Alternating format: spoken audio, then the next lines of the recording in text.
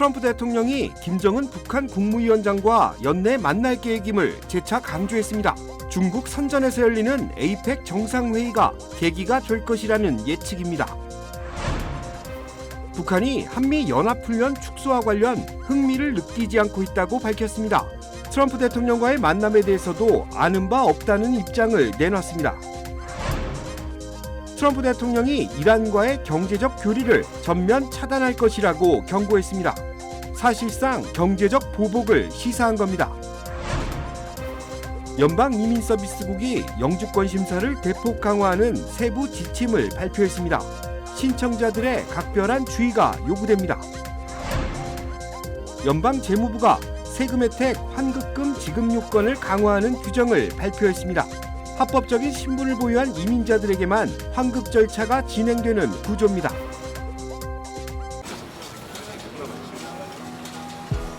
오늘의 가능성에게 내일의 금융을 쉽지 않은 도전에게 쉬운 금융을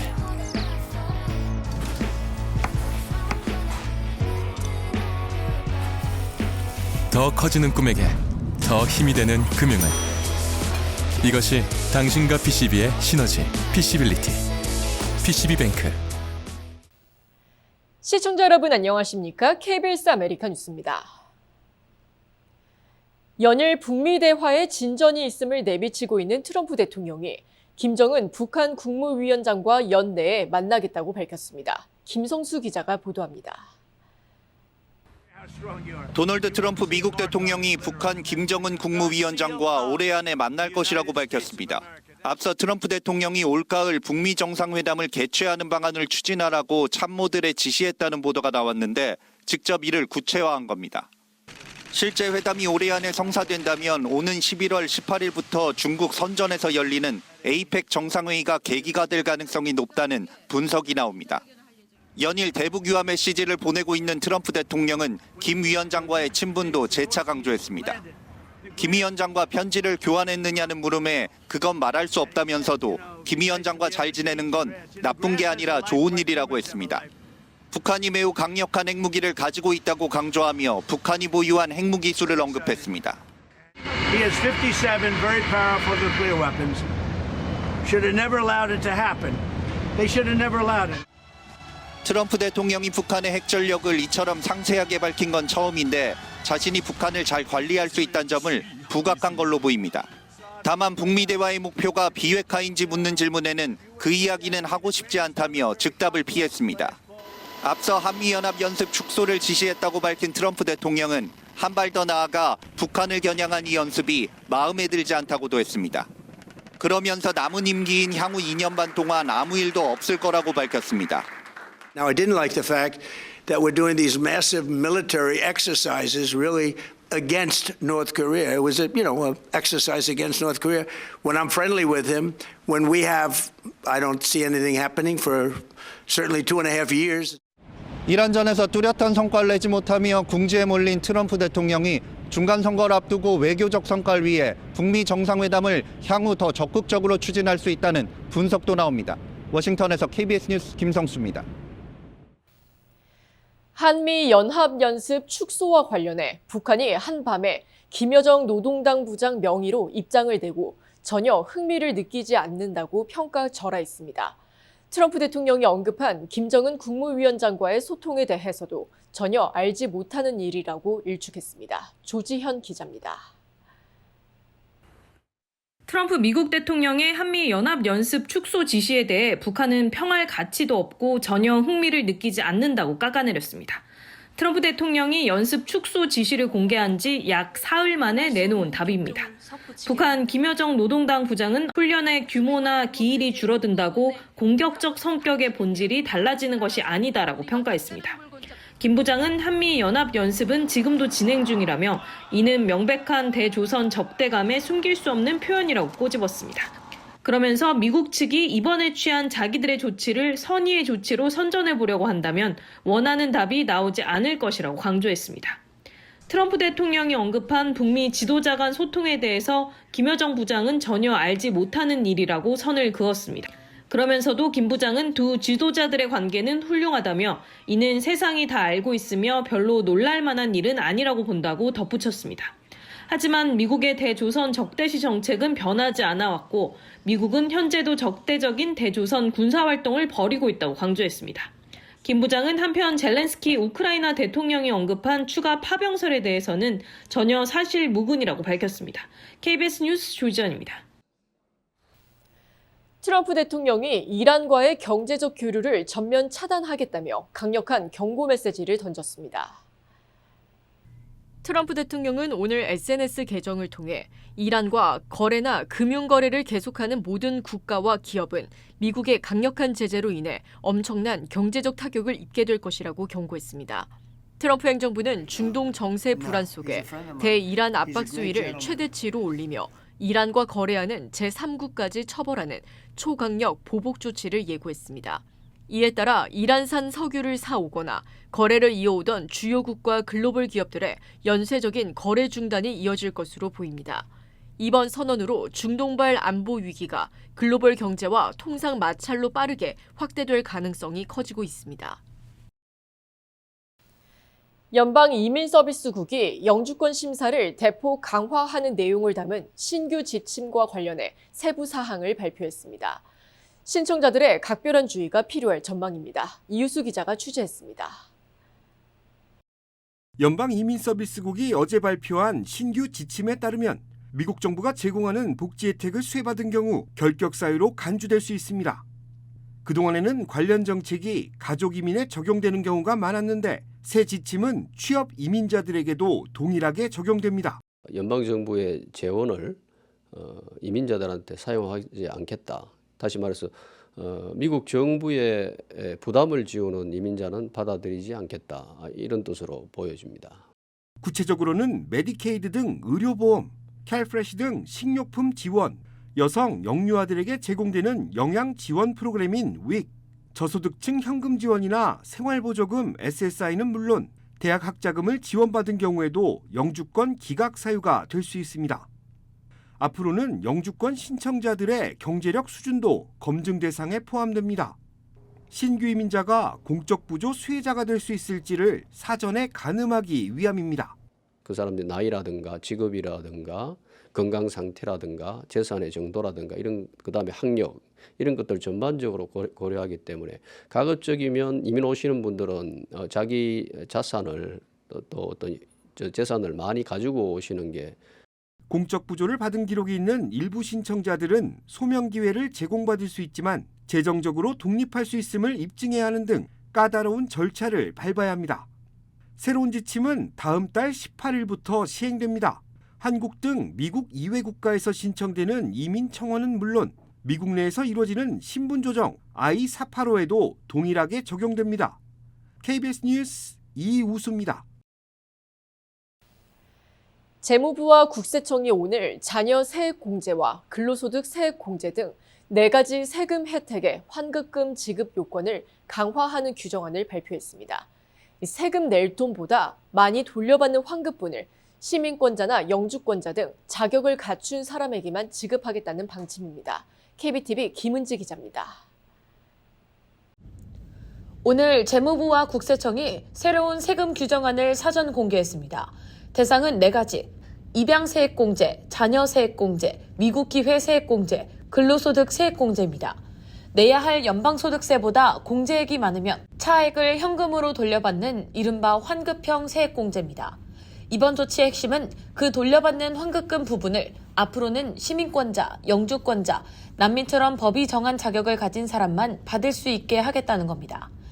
자격이 없다고 해서 세액공제 자체를 못 쓰는 것은 아닙니다. 원래 내야 할 세금을 줄이는 용도로는 계속 쓸 수 있고 세금보다 많아서 돌려받는 부분만 제한됩니다.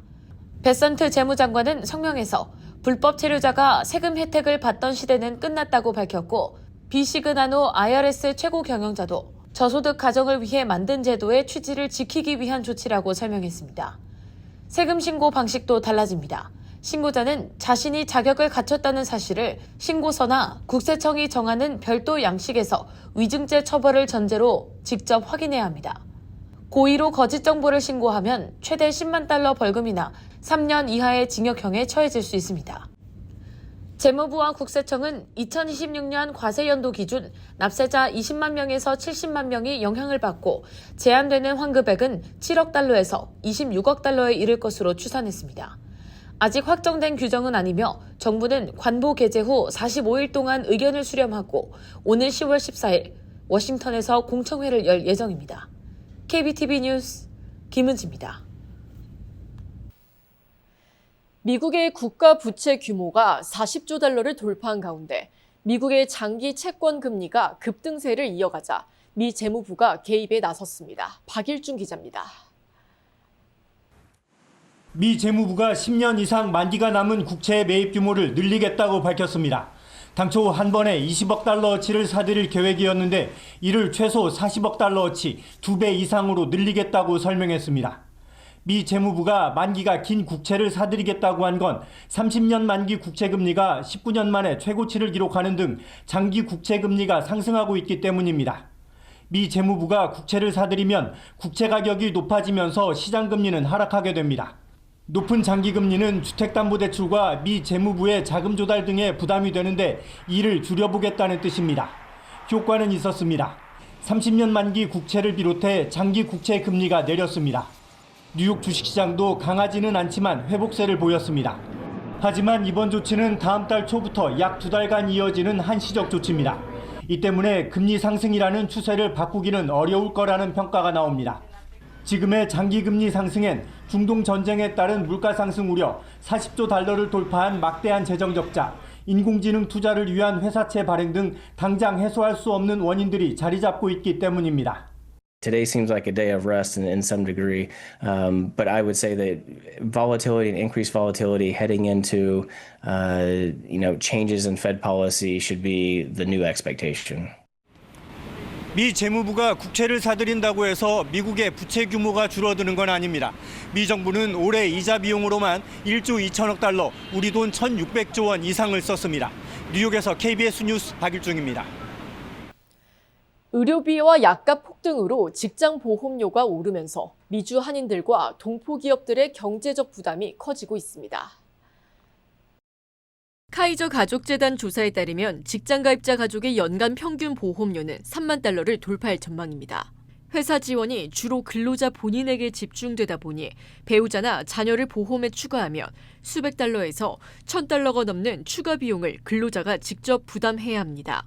이 때문에 한인 근로자들은 높아진 본인 부담금 탓에 생활고를 겪고 있으며 의료 혜택이 끊길까 우려해 이직조차 주저하고 있습니다. 한인 기업들 역시 재정적 한계로 가족 보험료까지 보조해주지 못하는 상황에서 전체적인 보험료 상승으로 채용을 줄이거나 임금을 동결하는 등 경영난을 호소하고 있습니다.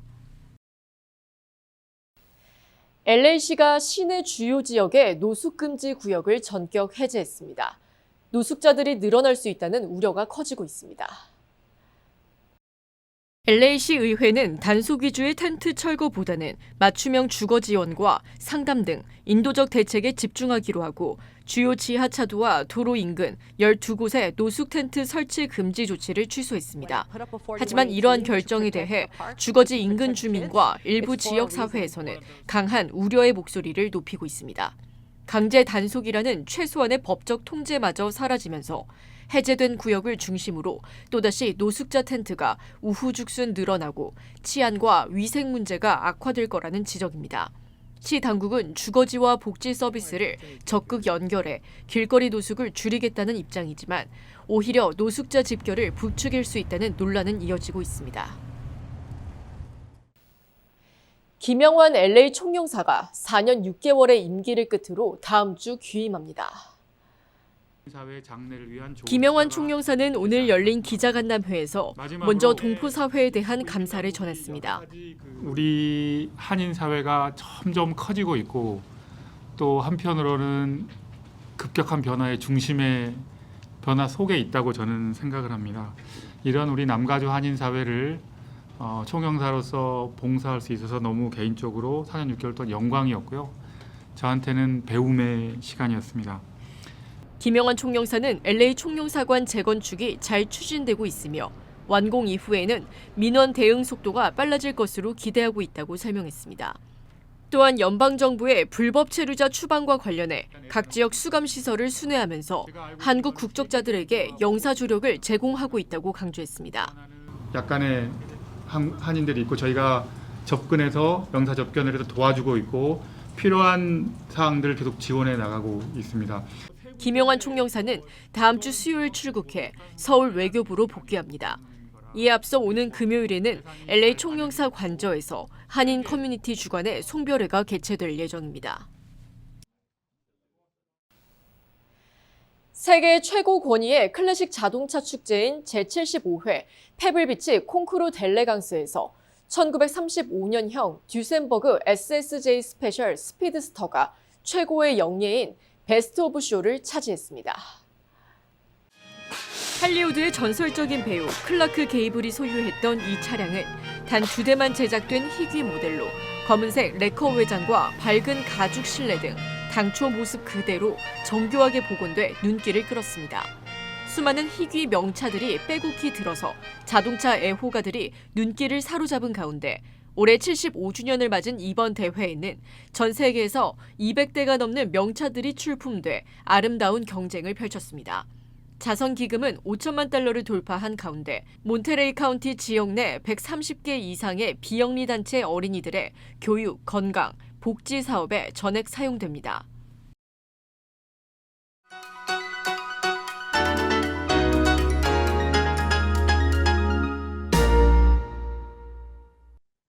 주식시장은 오늘 상승했습니다. 4주 만에 4일 연속 떨어졌던 흐름을 멈추고 반등세로 돌아선 건데요. 다만 3대 지수의 강세는 막판에 급격히 꺾이며 보합권의 미미한 강세로 마감하는 데 그쳤습니다. 어제 19년과 19개월 최고치로 올라섰던 30년과 10년 만기 국채금리는 장기 국채 바이백을 확대한 데는 재무부의 기습적인 소식에 급락했습니다. 그로 인해 진정된 투자 심리는 매수세의 증가로 이어졌지만 영향력은 기대만큼 강하지 않았는데요. 국제유가가 오늘도 떨어지지 않고 소폭 상승한 가운데 후반에 발표된 FOMC 회의록 역시 사실상 매파적인 성격을 띠며 투자 심리를 다소 위축시켰습니다. 반도체 메모리주들의 희비가 엇갈린 반면 매그니피선트 세븐은 6종목이나 상승한 가운데 단숨에 170% 넘게 폭등하며 3년 6개월 최고치로 올라선 모더나를 비롯한 제약회사들의 강세 역시 두드러지며 분위기를 끌어올리는 데 일조했습니다. 그럼에도 후반에 급증한 매도세와 함께 장은 초반 상승분의 70%를 반납한 채 마감하며 오늘 반등세가 이어지지 않고 하루짜리 반짝 상승으로 끝날 수도 있음을 시사했습니다. 지금까지 김재한이었습니다.